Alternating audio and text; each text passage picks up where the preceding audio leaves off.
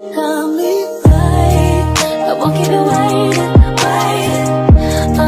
bag is waiting. Naruto is one of the best animes that has ever existed. That came with such iconic characters who we grew to love, amazing story arcs. This anime fills us with pain, laugh, and love, but with all things in life, it has flaws.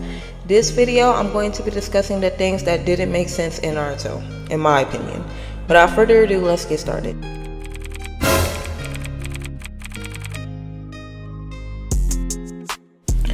Don't get me wrong, there's a lot of interesting moments that happened during the war, such as when Kakashi found out Obito was alive and then later they teamed up together, the Hokage's revival, Team 7 reunion, Madara's arrival at the battlefield, Sasuke and Itachi reunion, and more.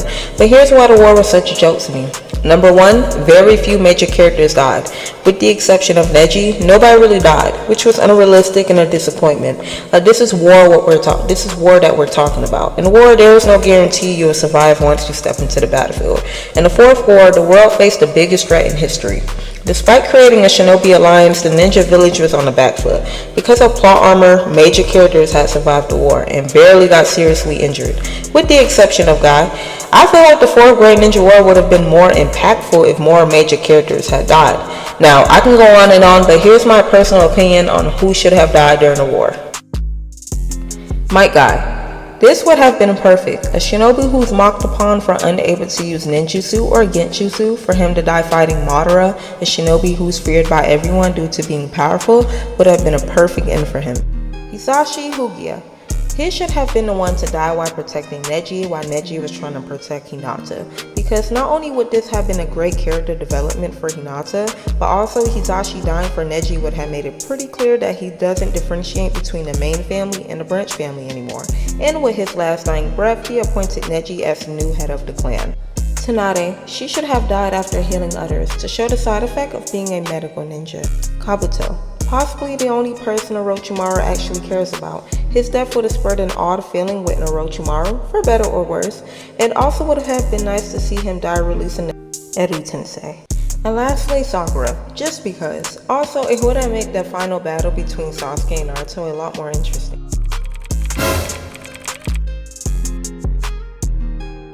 Sasuke and Sakura's shippers are going to hate me for this, but Sasuke and Sakura should not have ended up together.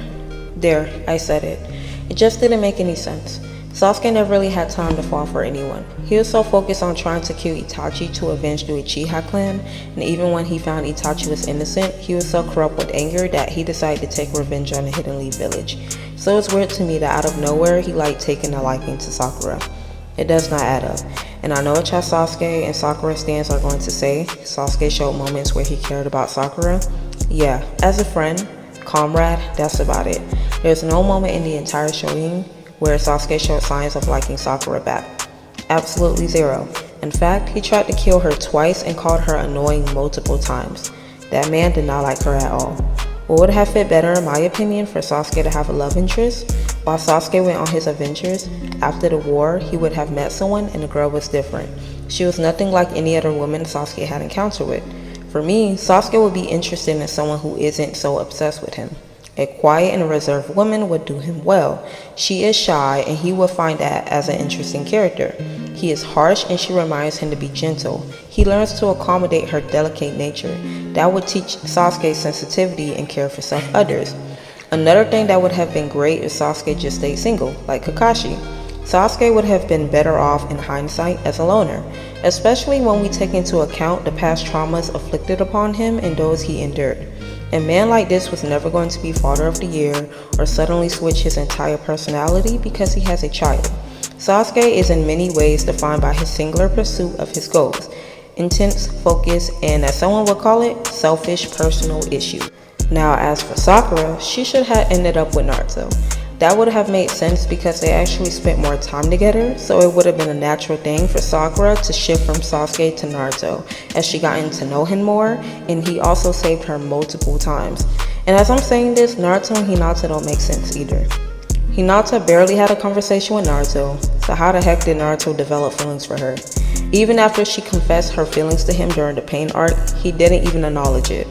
I honestly think Kishimoto put the two couples together because of the fans, because what a coincidence.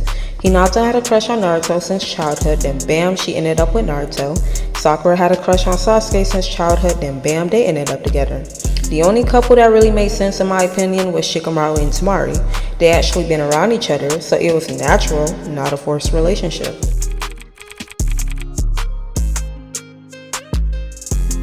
Now, towards the end of Naruto Shippuden, I was very disappointed when I found out Kakashi did not have a family at the end of the war. I was completely disgusted by this. Like, why Kishimoto? If anybody in Naruto deserved happiness, it's Kakashi. Not saying he's not happy or he was never happy. It's just that Kakashi been through a lot. From seeing friends die and his sensei death, he deserves a little happiness. I know he has friends like Guy and Team 7, Yamamoto, but it would have been nice to see Kakashi settle down with a woman and have kids of his own. I mean, the closest Kakashi got to a female was with Hanari, which was only one episode sadly. And also, we know Kakashi is not gay, because he liked to read those books. And let's be honest, we all thought he was Kakashi's son when we seen him. But sadly, no. And this means Kakashi is the last Satake when he dies, but his legacy will live on.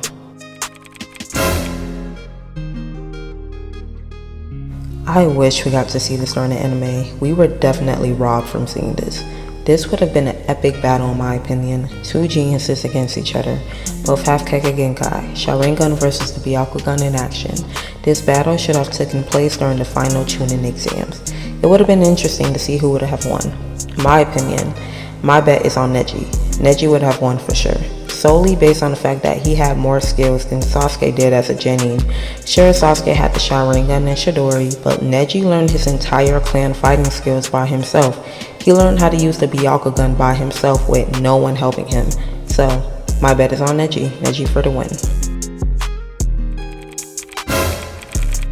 Now, I'm not trying to contradict myself because I did say I wish more main characters died, but I feel like Neji's story wasn't over.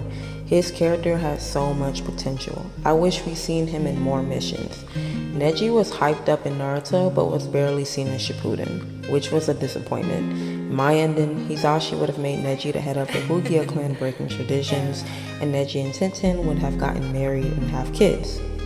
Also, in Boruto, instead of Sasuke being the mentor for Boruto, Neji would have been a perfect mentor for Boruto. Like, I could see it, like Boruto looking up to his uncle Neji, like, that would have been fired, in my opinion.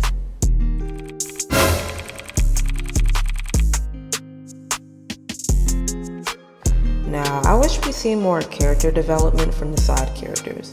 We never really got a chance to see the growth of Konoha 11. Few examples: when Neji became a Jonin, Tenten was barely seen in the show, Shino was an underrated character, Ino never really seen her skills progress from when she was a Genin, and Kiba and the rest of them. Like, I don't know.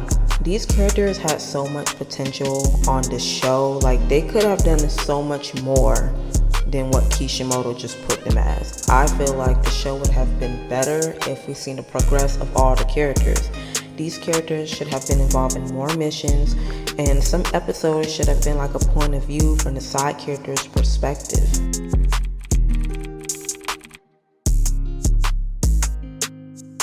Kishimoto, the creator, has a habit of turning every villain good, which became annoying, and some didn't make sense. The war started with Kabuto Yokoshi and Obito Uchiha against the world. By the end of it, both of them were helping the Shinobi Alliance in the war that they have started in the first place. Neither Obito nor Kabuto had to face any consequences for essentially butchering people by the thousand, which makes little sense. In fact, towards the end, even Madara was painted as a character who was misled by Black Zetsu. This could well be the worst writing decision made by Kishimoto in the entirety of the story. Redemption arcs for villain can work, but I dislike the lack of repercussion. Same thing with Orochimaru. Him turning good and helping Sasuke in the war didn't make any sense. It was best if he stayed evil.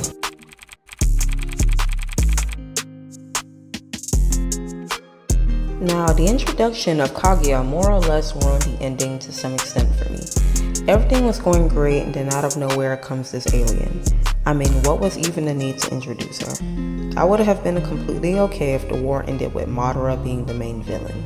The entire series was built on that Madara was the main villain, and then bam, here comes Kaguya and Black Zetsu. It honestly felt very forced, and Madara had the lamest death in the entire series for a villain. I honestly think this was Kishimoto's biggest mistake in Naruto. Compared to the male characters, the female characters were poorly written. Almost every male character had an interesting background. Naruto was isolated from the village. His goal was to become Hokage so that people can accept him. Sasuke, his entire clan was wiped out by his brother. His goal was to have revenge against his brother. Then we have Sakura, whose goals were centered around Sasuke and Naruto, but mostly Sasuke. Her ultimate goal as a ninja was for Sasuke to fall in love with her, and this became a pattern throughout the series. Almost all female characters' goals were centered around a man. Sakura, Hinata, Ino, Konan, Kushina, whose dream was to become Hokage, and she ended up a housewife. Even with Lady Tsunade, she quit being a ninja because she lost her lover. And it's not fair because none of the male characters in the series' goals were centered around a woman. Kurona was the most disappointing character. She got pregnant and disappeared, leaving her team captainless. Even Team 7 got a replacement captain when Kakashi wasn't available. Tenten, who was inspired by Lady Tsunade, never got to train with her. She was barely in the series. It's like Kishimoto forgot all about her. Hinata was another disappointment. She was from a powerful clan, she was the heiress, and she settled as a housewife. And since we're on the female topic, another thing that bugged me was the fact that every female characters were weaker compared to the men in the series, with the exception of Kaguya. Let's look at every team. First, Team 7, Sakura was dead weight. She always needed saving by every male in the team.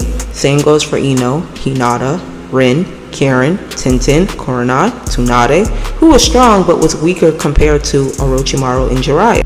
There's only a few exceptions, which are Konan, who single-handedly almost killed Obito. If it wasn't for plot armor, he sure would have been gone. Temari, she's a pretty strong fighter. She won against Shikamaru if that counts, but other than that, Kaguya is the only strong female characters that can beat male characters. I mean, one of them should have died. If Naruto died, it would have snapped Sasuke back to reality and made him realize he was a real monster, which would lead Sakura to be the logical Hokage later on. If Sasuke died, it would have showed Naruto his positivity can't protect everyone. It doesn't save the world. And sometimes you can't win all your fights. It might also put Sakura down a more Orochimaru unethical experimental path? Possibly.